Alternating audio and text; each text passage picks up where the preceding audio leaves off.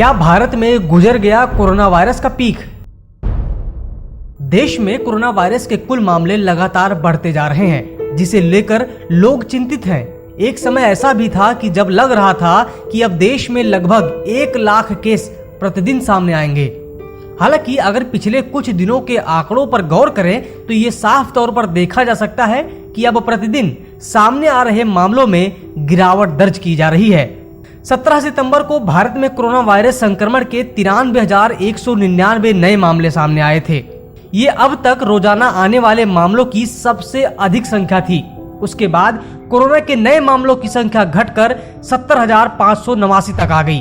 आपको बता दें कि मंगलवार को देश में 70,589 नए केस दर्ज किए गए। यहाँ आपको ये भी बता देना जरूरी है कि कोरोना के प्रतिदिन सामने आ रहे केस कभी लगातार 2 दिन तक घटे नहीं थे, पर अब ऐसा देखने को पिछले 13 दिनों से मिल रहा है।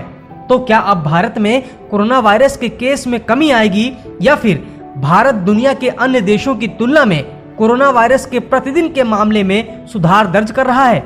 ये कहना अभी भी मुश्किल है। दरअसल अमेरिका में ऐसा ही कुछ हुआ था। सिर्फ अमेरिका में ही नहीं, कई देशों से ऐसी बात सामने आई थी कि वहां कोरोना वायरस के मामले पहले लंबे समय तक घटे, फिर उसमें अचानक से बढ़ोतरी दर्ज की गई। लेकिन उदाहरण के तौर पर अमेरिका के आंकड़ों पर गौर करते हैं तो अमेरिका में 11 अप्रैल को कोरोना वायरस संक्रमण का पहला पीक था। इसके बाद 7 दिन के औसत के हिसाब से ये मामले 31,942 तक पहुंच गए और फिर ये मामले घटने लगे। 29 मई को 20,638 केस सामने आए।